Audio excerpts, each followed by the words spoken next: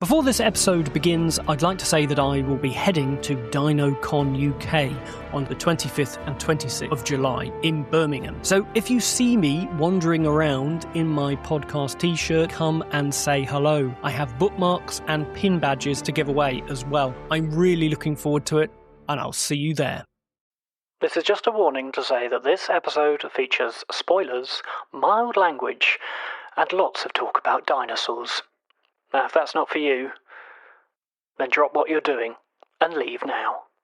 So my aunt, while I'm watching Jurassic Park for the first time, is telling me this story about how when she saw Jurassic Park in a theater, during the T-Rex breakout scene, someone behind her dropped some loose change or something, and was reaching around underneath the seats trying to find it and grabbed her ankle. And I really remember, like, while watching Jurassic Park, her saying, like, the T-Rex breakout scene was about to happen and her saying, like, oh, here comes the scary stuff, here it comes. She didn't lean and, like, grab your leg to kind of... Oh, no.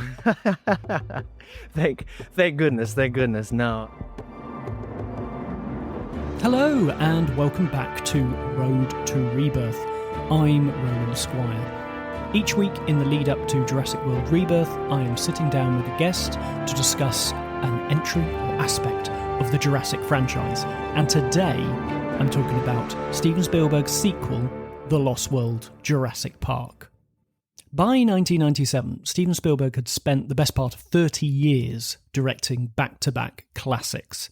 In 1993, he had released Jurassic Park, which ushered in the digital effect revolution that happened in cinema, and also released the deeply personal Schindler's List. He had been recognised at the Academy Awards and won a whole host of Oscars for both films. After that, he did something surprising. He took time off directing. Instead, he went and set up a new production company called DreamWorks. But there was something he couldn't get off his mind, and that was returning to the world of the dinosaurs. As I talked about last week, author Michael Crichton was reluctant to write a sequel to Jurassic Park. However, fans, Spielberg, and Jurassic Park screenwriter David Koepp managed to persuade him. They all worked on ideas together and decided that Ian Malcolm would return, and it would be set on a brand new island filled with dinosaurs, Isla Sorna, and would be called The Lost World. Now, for Crichton, his inspiration would come from Arthur Conan Doyle's The Lost World. And if you want to hear more about that, please listen to last week's episode. But for Spielberg, his love for Howard Hawks would be his reference point. Watching Hawks' 1962 African adventure film Hatari, starring John Wayne as a great white hunter capturing animals for zoos and circuses, the references are writ large. The Lost World reimagines that film, but instead of wildebeests and rhinos, it's dinosaurs. And actually, those scenes of them racing after giraffes are really thrilling and incredibly well filmed, if a little difficult to watch 60 years later.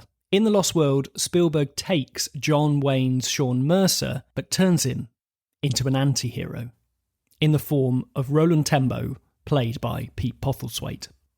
Now, production started in September 1996, and like most Steven Spielberg films, wrapped ahead of schedule in December the same year. To help me unpack a bit more about the film and its place within the series, I chatted with composer and musician Caleb Burnett and started by asking him how he became a Jurassic fan. My first memory of seeing Jurassic Park was on, one of those big old TVs with a VCR in the front of it. And it was actually on cable TV the first time I saw it. I remember being with my aunt, and she told, during my first time seeing Jurassic Park, my aunt was telling me about stories of when she saw it in the theater, because I'm too young to have seen it in the theater, unfortunately.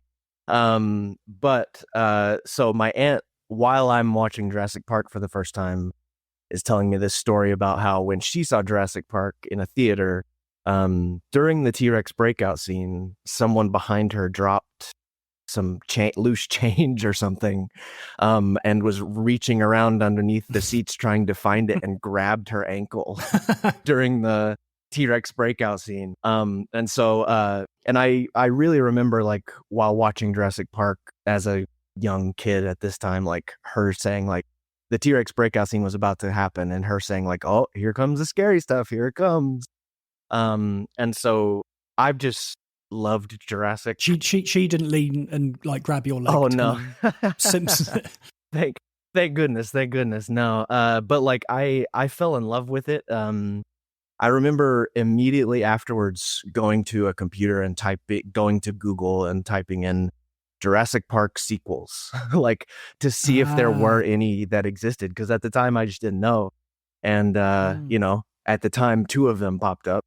Because that's how young I am, I guess.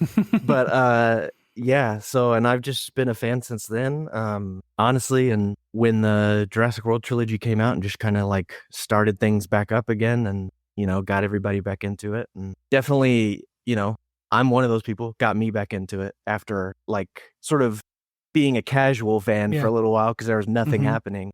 The wilderness years. Yeah, and now here we are, so. Yeah. Are you excited for Rebirth? Yeah, I really am. Nice.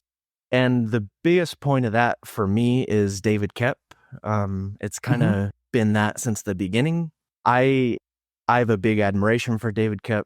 I love his writing. I know some people are gonna say, you know, everything he's written hasn't been perfect, but I think he's an excellent writer, and I think the screenplays and some of the dialogue and the scenes and moments in those first 2 Jurassic films are just phenomenal, to be quite honest. And so him coming back to Jurassic is just like how lucky are we? How fortunate are we after all this time? It's incredible that he is. This is the reason why he's coming back. A 7th film in a franchise to get him to come back in. I think, that is definitely for me.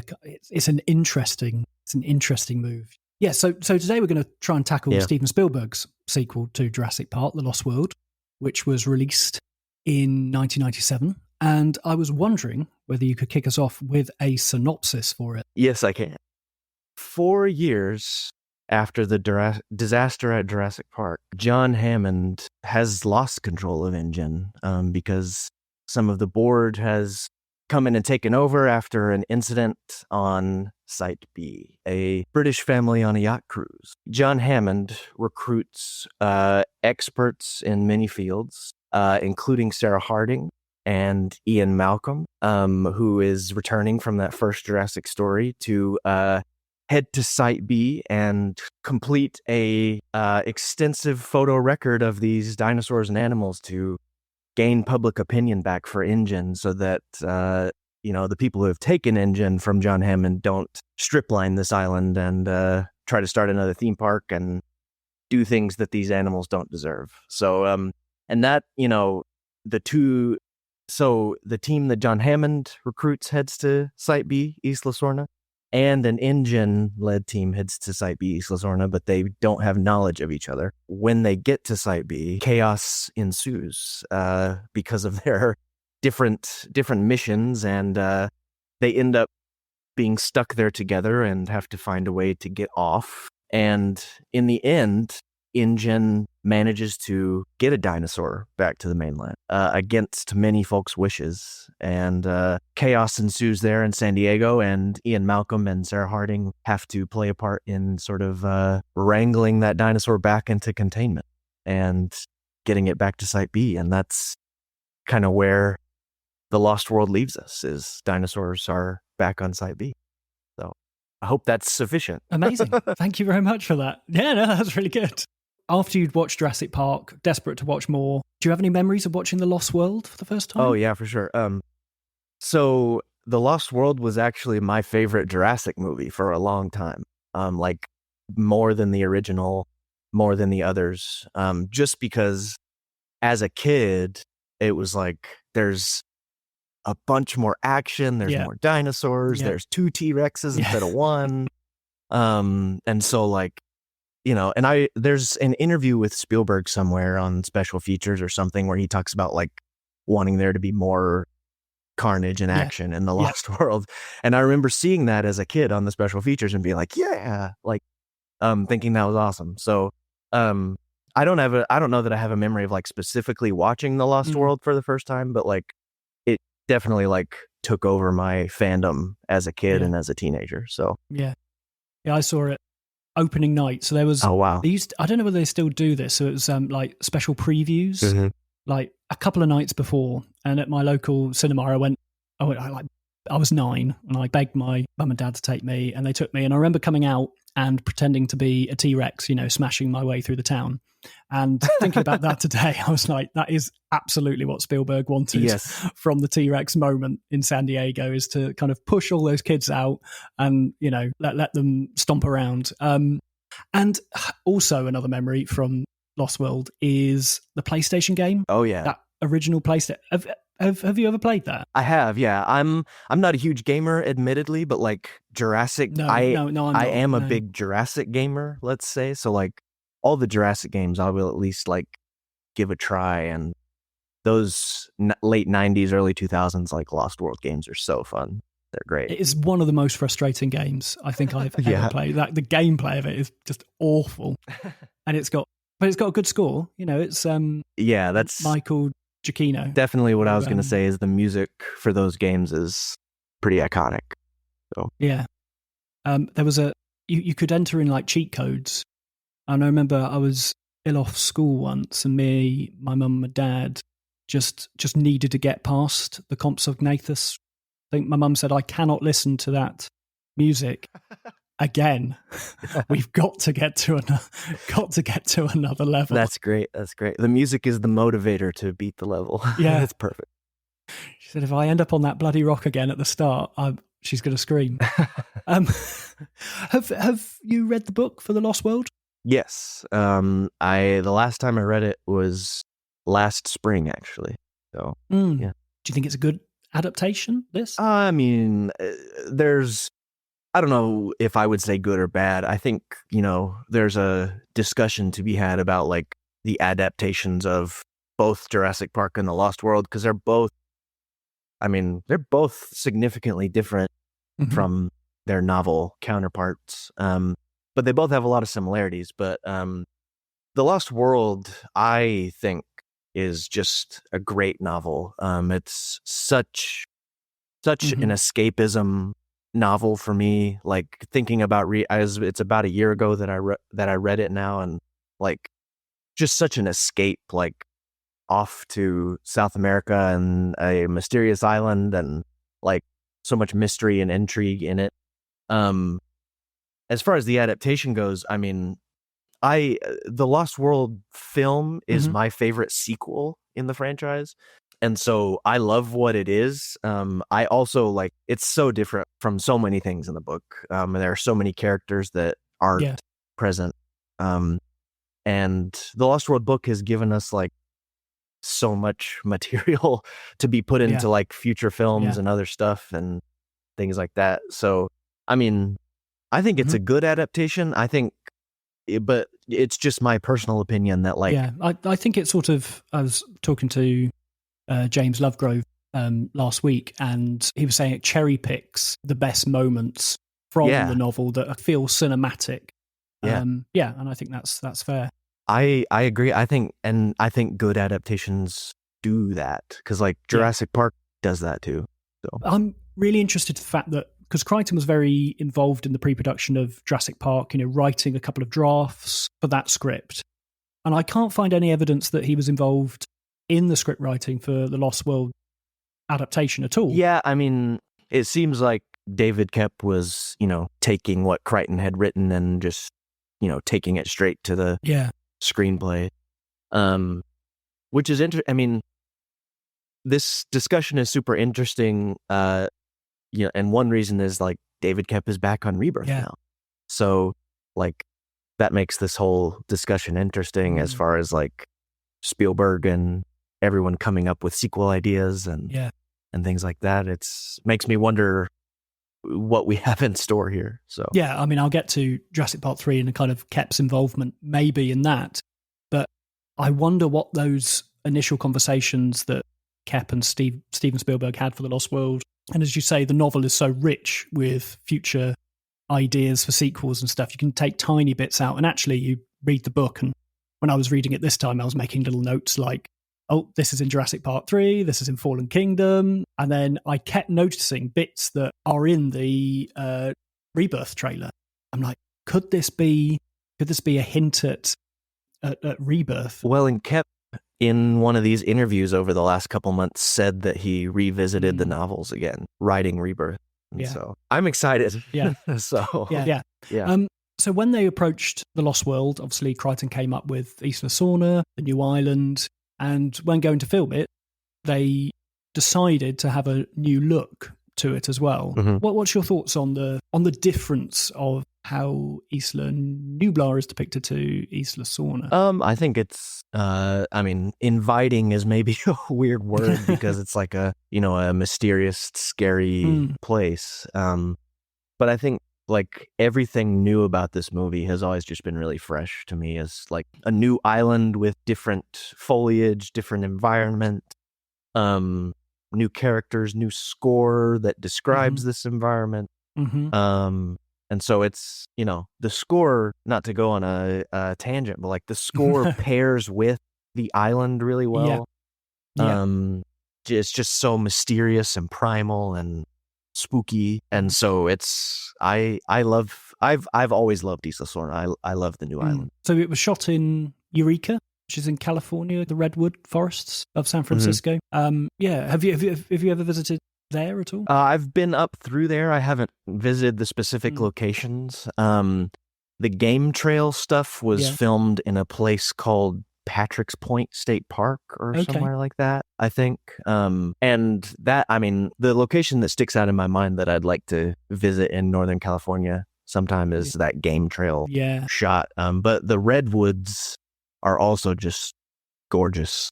So cool. And obviously, handily for Spielberg, it's a bit closer than Hawaii. Yeah.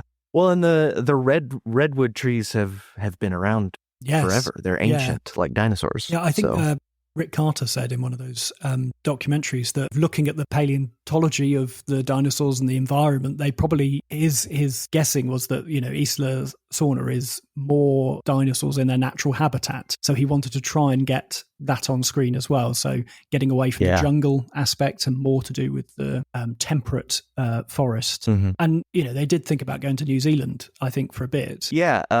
So on Jurassic Outpost, this says numerous locations were considered for filming, including the Caribbean, Central America, and New Zealand. That's awesome. Yeah. Because Spielberg had a young family at this point as well, I think he needed to work in a way that was maybe a bit more sustainable and conducive to having that family. So I think being able to wrap and go home, I think they had like block parties and stuff like that with the crew and cast. Yeah.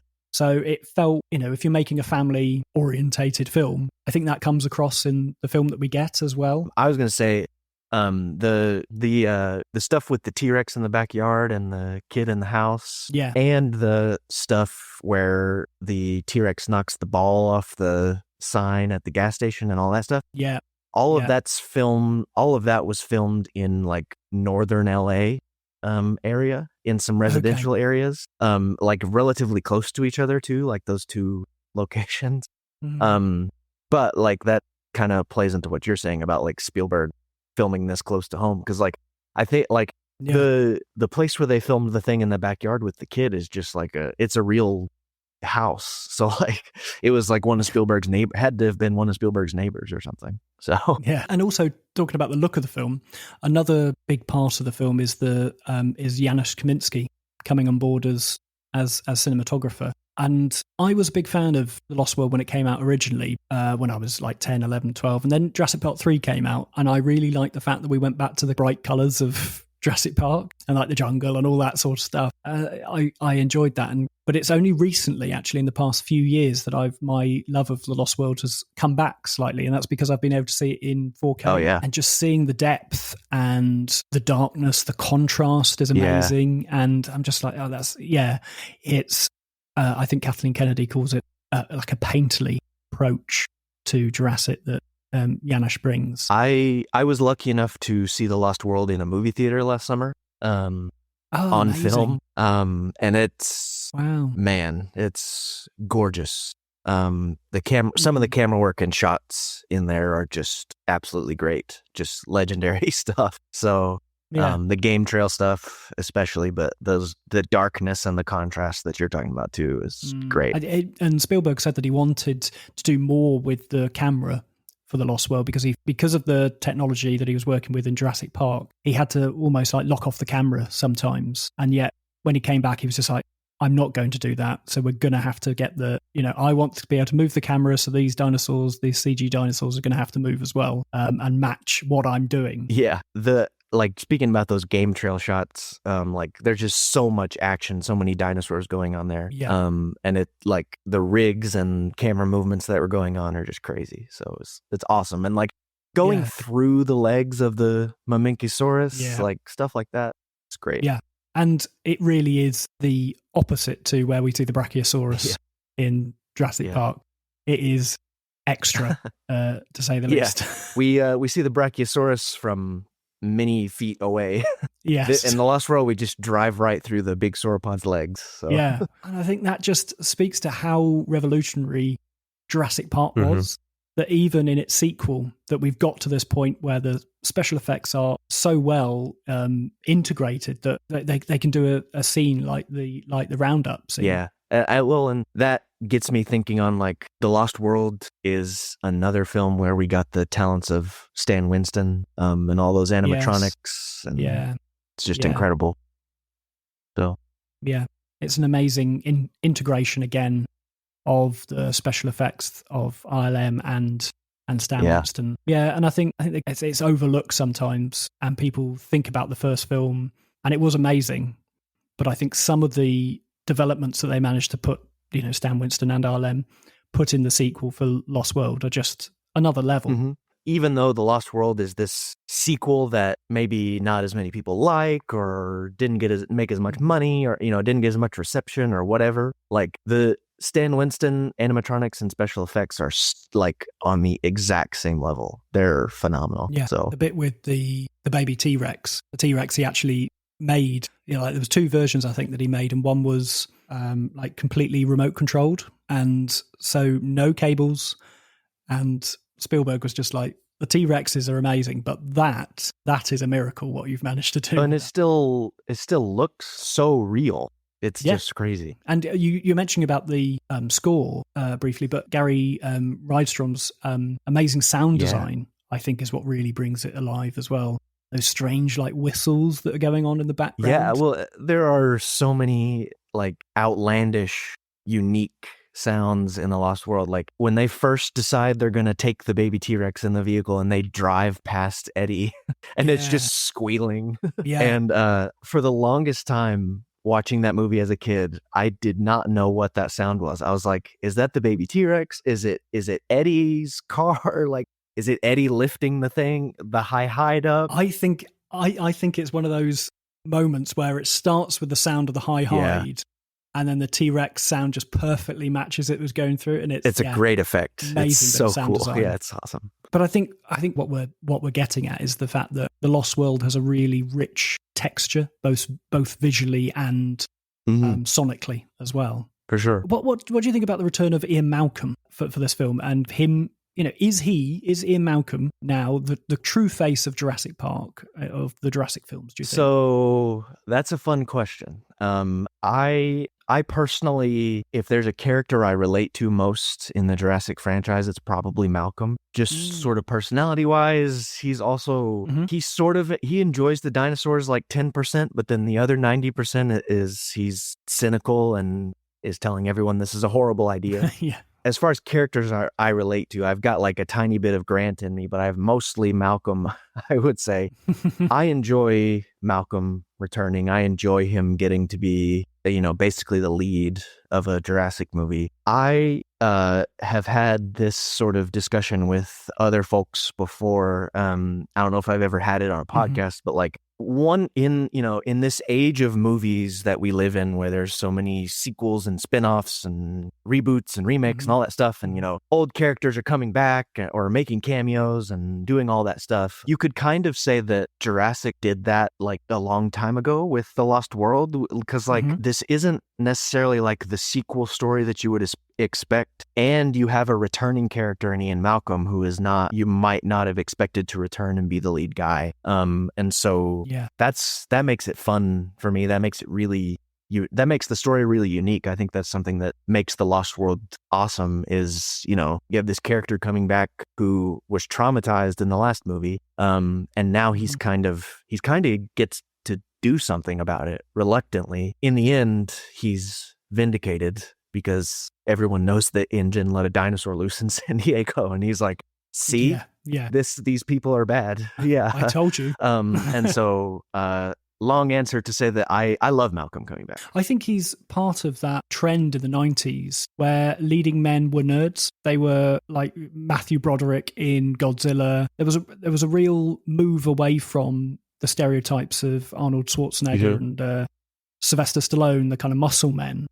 And the 1990s had people who were good with computers as the people who were actually leading the film, and Jeff Goldblum was part of that as well with Independence Day. We never should have left the 90s. We were doing good things back then.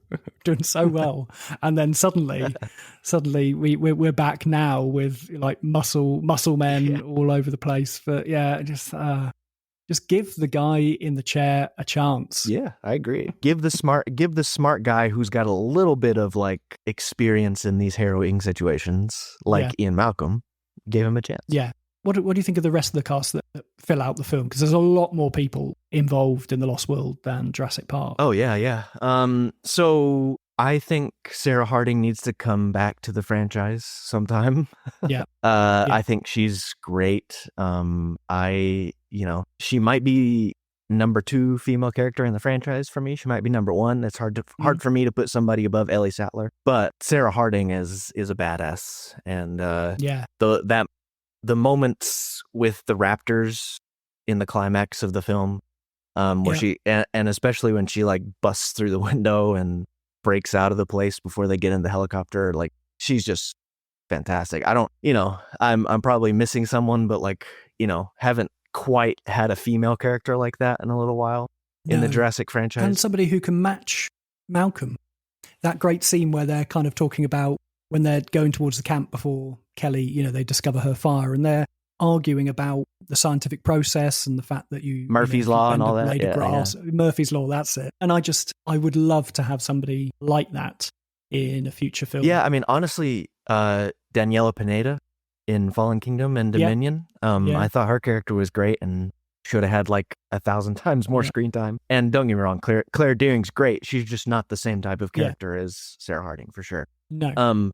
But on the rest of the cast, Pete Postlethwaite, legend, absolutely incredible. That's the last time I leave you in charge. And the shot from him behind his hat with the fire, and it's so great. It comes back to David Koepp a little bit, just writing some good characters, some good mercs who get eaten. And they've all got a little, even if they've got a very small screen time, they all have like a unique point to them. Very memorable. Yeah. You've got Carter and you've got Peter Stormore's character, who I can't remember. Dieter, yes, Dieter. Yeah. And Spielberg loves to take people like young actors or actors from like smaller independent films, and I think he gets like a real performance out of it, because he kind of does the same with Jurassic Park. And like Vince Vaughn is great. I love film, and particularly at that point in his career. Yeah, I mean, and Vince Vaughn's done a lot of stuff now, but like I remember seeing Vince Vaughn in a Jurassic movie as a kid and being like,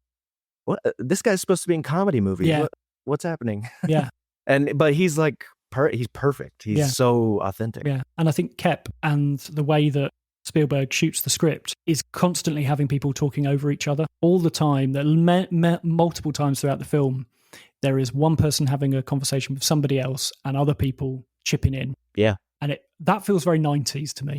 The lots of characters talking over each other, like that happens a lot in Jurassic Park too. like when they're at the raptor paddock and when they're in the dinner scene, and like that's something that I really like in The Lost World. I kind of hope that's gonna come back in Rebirth too. Yeah.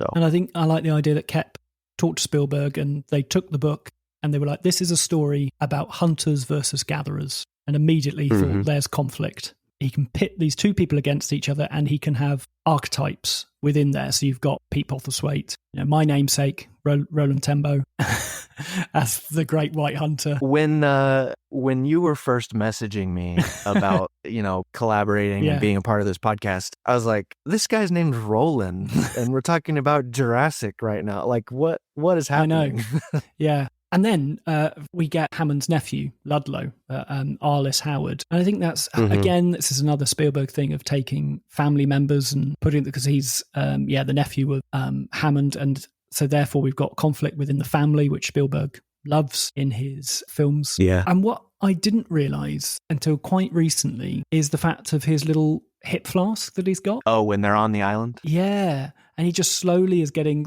steadily drunker as the film goes on. Well, I mean, not that surprising, I guess. No, but I really like that as his kind of, this is how he, like, if you look at everybody else within the cast and the characters, how they respond is to be resourceful and somewhat pull together and do things, but he just wants to get drunk and numb himself from the experience and detach himself. Yeah, and I also think deep down he's just terrified, honestly, and he's trying to like numb that. Yeah, I love the fact that when he stands up and asks everybody to let's move on out, and nobody does. That moment, oh my gosh. Everybody up. Yeah. Yeah, great stuff. And then Nick Van Owen gets them to move. Yeah. And you've got Kelly, and Kelly in the book is not related to Malcolm at all. Yeah. She's just a student that somehow manages to work her way onto the trailer. Yeah, well, I mean, and there's another child character in the novel. Yeah. And his name is escaping me. It starts with an R. Arby. Yeah. Oh, yeah. Starts with the phonetic R. Yeah, Arby. Yeah, but they're both like in the novel. They're both really quite smart, quite resourceful. Arby, especially. And I think it works much better actually having her again. Another family conflict. Yeah, I like. Well, I mean, first of all, Vanessa Lee Chester is great. Like such a fun performance, honestly, like, but also it gives depth to Malcolm, just about his what he's been up to and his family, and it gives him like a family member to be protective of and have love for, even though he's not always the best at it. The big moment that happens, and it happens at a similar time to the main road attack, is of course the trailer attack. Do you want to talk me through a little bit about your feelings about this moment? Jurassic Park and The Lost World, both, like you just said, like their most sort of impactful, suspenseful moments come like an hour-ish into the movie. Like the whole movie builds to this point. And that's definitely true in The Lost World. And then the scene starts without music, and then some music comes in that's fairly subtle as we're starting to build what's going on here, and you're realizing they have the child of a dinosaur that probably wants it back. But it's raining in classic Jurassic fashion. And the T-Rexes come to get their baby. That's when things really kick off. Like a lot of when the T-Rexes destroy the trailers, all of Malcolm's quips in this movie are just wonderful to me. But like, he stands up into the light and says, "Mommy," he says, "Hang on, this is going to be bad." And it's like, there's maybe a debate in the fandom about like, what does he see when he looks out the window and says that? And I guess we don't have a definitive answer. He's just smarter than us. Well, that's what it's telling us. He knows more than everybody else. Yeah, because like they have the encounter with the T-Rex parents before, and it's relatively calm. There's no music, and which makes it so suspenseful.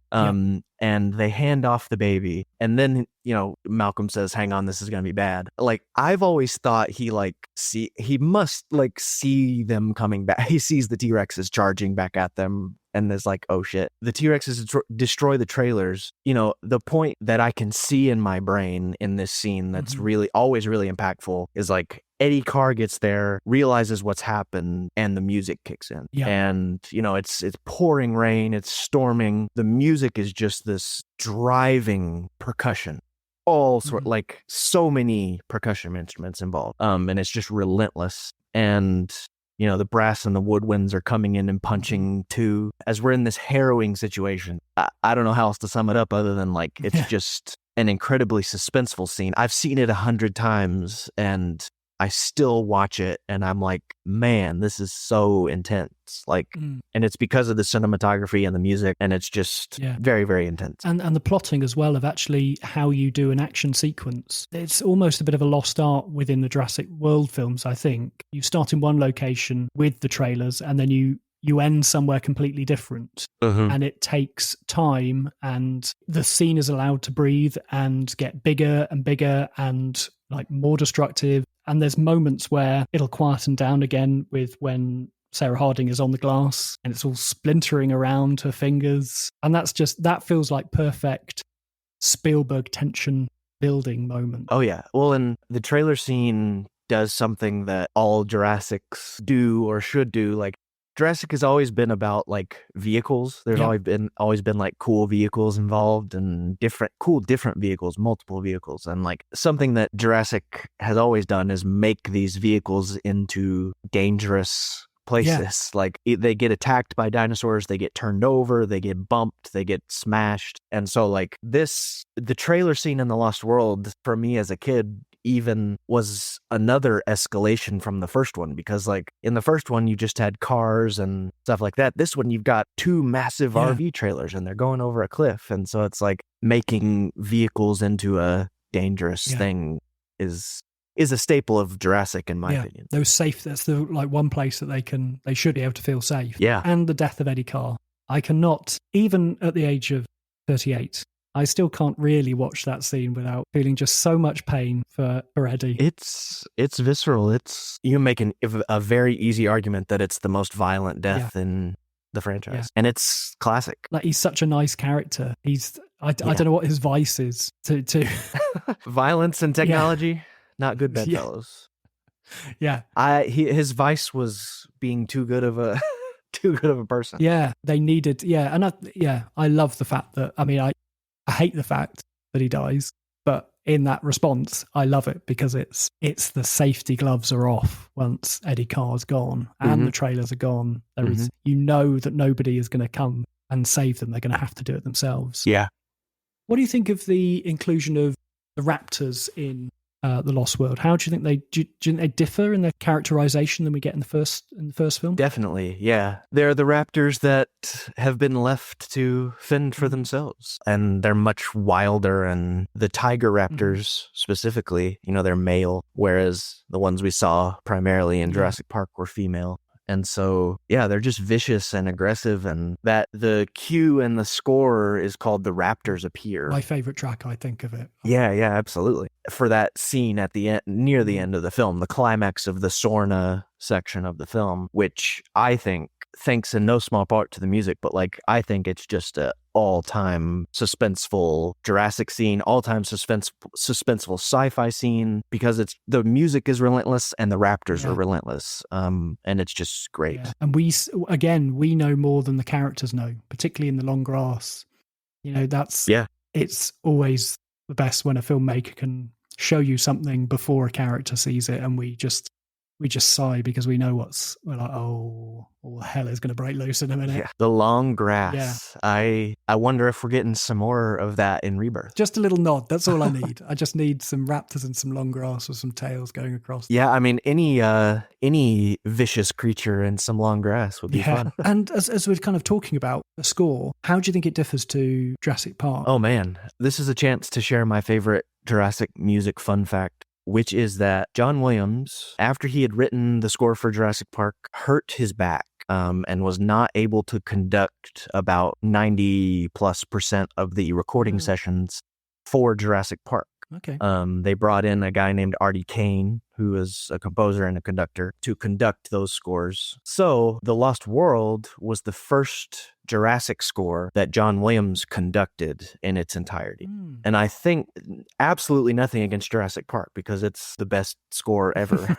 I'm a little biased, but I think in the Lost World score, you can feel that a little bit. Like you can feel there's just this energy and it's real. There's so much spirit in it, but it's also so starkly different to the Jurassic Park score. In instrument choices, in style choices, in rhythm choices. There's so much, so many different percussion instruments involved and used in crazy, unique ways. The bass drum in the Lost World score is used in ways that like other film scores do not use it. Like it's in the game trail scene. If you listen closely, the Mamenchisaurus, the bass drum, is just like making its footsteps in the game trail scene, and it's used as footsteps in other musical moments too. And that just doesn't happen very often. Like movies don't call for that very often because there's not big dinosaurs stepping around, and so the score is just so primal, but it's also full of so much adventure. Like when they get to the island and they roll out in the trailers across that plain, like grassland or whatever you want to call it, and the score there, just triumphant brass and woodwinds on that theme that we all know and love. The theme itself is really unique, just to be a music nerd for a second, but like it just chromatically walks up the scale, basically C, D, E, F in a lot of instances on those chords right in a row. And so that's just a really unique musical thing. It takes it out of the context of a normal scale and makes it feel very adventurous and mysterious, and I don't know, it's brilliant, honestly. I love this score, if you can't tell. So I enjoy it too, and I think I enjoy it probably more than Jurassic Park. I think there are moments in there which they just feel like Williams letting loose. And he doesn't fall back on the Jurassic Park theme or anything like that. It's not really part of the score. Yeah, John Williams doesn't do that many sequels, as evidenced by Jurassic, because he's only done 2 out of the 6. And he's done all the Star Wars and he's done all the Indiana Jones. So that's, honestly, it's another reason that this movie and this score are very valuable to me, very high up on my personal ranking as a fan, just because it's something that hasn't happened very often. Spielberg and Williams working together again on a sequel for Jurassic. Yeah. What do we know about the original ending? Because a bit like Jurassic Park, Spielberg decided to change the ending for Jurassic Park, and he did the same for The Lost World. What is the original ending for The Lost World that they were going to film? So to my knowledge, it was we take off from Sorna in a helicopter and it is attacked by pteranodons. That was what I just mentioned was Spielberg's original ending. The original ending was supposed to feature pteranodons attacking the escape helicopter, but this was cut when Steven Spielberg suggested the San Diego sequence, which would bring dinosaurs to the mainland. The concept was initially going to feature in a third Jurassic movie, the pteranodon sequence, but Spielberg decided to put it into the second as he did not think he would direct another. Oh, sorry, I misunderstood that. The dinosaurs on the mainland concept was initially going to feature in a third Jurassic movie. Oh, I see. But Spielberg decided to put it into the second as he did not think he would direct another. So taking away that from Joe Johnson, I'm probably not going to do another one, so I'm going to take all the best ideas. That's one way to look at it, yeah. But he was right, I guess. He hasn't directed another one. The sequence takes place in San Diego, California, but only one sequence was actually filmed there. When the engine helicopter flies over the wharf and banks towards the city, that is actually San Diego. The rest of the scenes were filmed in Burbank, California. I think the new ending of the San Diego stuff, that ties in nicely to King Kong and obviously to Arthur Conan Doyle's and Godzilla. Original. Yeah, Godzilla. Yeah, it's Spielberg having his cake and eating it. I think if I'm going to do a dinosaur movie, I'm not going to let somebody else go and have all the fun of putting a dinosaur on the mainland. I want to do that. True. Well, and we never, if we'd gotten the original ending, we probably would have never gotten the sequence of David Koepp being eaten in front of a blockbuster. No, So which is brilliant. which is amazing. And there's loads of crew apparently in that bit. Yeah. I think I spotted, because I watched it the other day, I think Kathleen Kennedy is there as well as part of that group running. Oh. I'm not sure, but That'd be there's cool, like a flash. though. That'd and be I awesome. because I think it's a load of crew that are running, and then David Koepp is the one that gets singled out and eaten. So Jack and Ryan and I, members of Outpost, we've been to the spot where they filmed all of this and where David Koepp got eaten, and did you lay some flowers? I was about to say we scattered some Jurassic toys, or I don't know. Yeah, but lit a candle. Yeah, it's a cool spot. It does not look the same, right? And I also love when the bus goes into the Blockbuster. Yeah. Or the video store, and it's like all the fake movie posters. Yeah, well, and like as a kid, like that contributed to like this movie is just so chaotic and so much action. Yeah, I think it's a good thing to leave you with as you walk out. Yeah, absolutely. So yeah, the film was a box office success. Probably didn't take as much as Jurassic Park, but it wasn't quite as successful, critically. And I think that's fine. I think even Spielberg says that it's not as good as Jurassic Park, but it's still a good time. And I think that's kind of all you need from a sequel. Do you think it's a good continuation of the Jurassic story? Yeah, definitely. To what I was saying earlier about it kind of being a spin-off film, like it just feels closely related to the first one, but it doesn't feel like a big blockbuster sequel type of a thing. Mm-hmm. So, and I think it adds so much lore to the franchise, obviously, and to the story. And yeah, we need to go back to Sorna. Yes. I've mentioned this, and you'll probably hear me, dear listeners, speak about this many times going forward. But once they leave an island, they seem to never want to go back there. And then when they go back there, they forget the island that they've just left. So we go from Isla Nublar to Sorna, and then we stay in Sorna and never go back to Nublar. And we're all like, oh, please, I want to go back to Nublar. So then we all go back to Nublar, and then we blow up Nublar, and Sorna never gets a mention, just gets like a drop line in Fallen Kingdom. And it's out there somewhere. Now the thing is, let's go back to Sorna. Now I wonder if it's ever going to happen, but with David Koepp involved. New island. Yeah, well, and like I wonder if Sorna is ever going to come into play somehow, whether it's down the line somewhere or what. But yeah, maybe because he was instrumental in bringing Sorna to the screen. I'm interested to see whether it's going to feature at least in dialogue, maybe for this film. Yeah. I mean, I would almost guarantee that. Mm-hmm. That sounds, I don't know, might sound forward or crazy, but I bet it gets mentioned. So yeah, wonderful. Well, just have you got any kind of closing thoughts about The Lost World, or anything that you'd like to kind of, maybe your favorite moment that you kind of rewind, maybe? Oh man, the score that's under the climax of the movie, the T-Rex in San Diego, is called Visitor in San Diego, and I've always loved that cue title because it's so simple, but it says so much, because it's like this isn't like this isn't a tourist.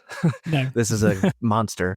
So and that musical cue is just organized chaos. Like there's just so much going on in that music, every section of the orchestra. And it's just an incredible piece of music. And so like, that's just always when I watch The Lost World, I love the rest of the movie, but then I get to the end and I'm like, yes, I made it to the San Diego sequence, because the San Diego sequence is it's just a blast, and the music is a blast too. And so I love the shot when they're in all those warehouses and the animal and like 4 animal control vehicles pull up, and they just immediately turn around. And it's just like, yes, that's exactly what should happen. It's great. It's a great sequel. Sign, no animals beyond this point. Yeah.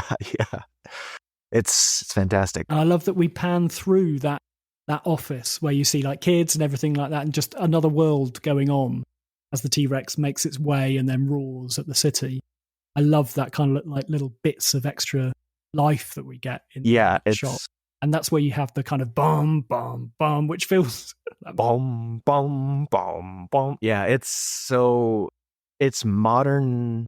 It's modern, but it's like there's some classic like monster movie stuff in there, and it's Max really Steiner. Great. Yeah, good shout out. Nice. Yeah. So yeah, I'd just like to say thank you so much for joining me today. It's been a real blast, and also thank you for creating my amazing theme music. I love it, and I've had some really nice feedback about it too. Oh, so well, thanks. of course. Thank you for having me. Thank you for asking me to do that. That's something I can pretty much never say no to, is when someone says, "Hey, do you want to create music for my Jurassic thing?" Yes, immediately. Yes, I do, because Jurassic is the best. And so thanks for letting me be part of this podcast. And yeah, I hope lots of people listen to this podcast because it's great. Thank you very much. Where can people find you online? So I'm at Caleb Composed on pretty much everything, including YouTube, where you can also find me just under my name, Caleb Burnett. I'm making music and unboxing toys and making vlogs over there. So yeah, at Caleb Composed. Yeah, and I look forward to listening to you on the In General podcast. Oh, well, yes. Which is great. I should definitely say that. Follow the Jurassic Outpost and listen to the In General podcast, where I am somewhat regularly on there, and my music is also on there. Amazing. Well, thank you again so much for joining me. My huge thanks to Caleb for that conversation. If you liked it, then can I please ask that you share it on social media using the hashtag #RoadToRebirthPod. You can also follow the show on Instagram at @RoadToRebirthPod. Next week, I'm chatting with Daniel Stephen of the amazing Stuck on Sauna podcast about 2001's Jurassic Park 3. But until then, I'll just say thank you very much for listening, and goodbye.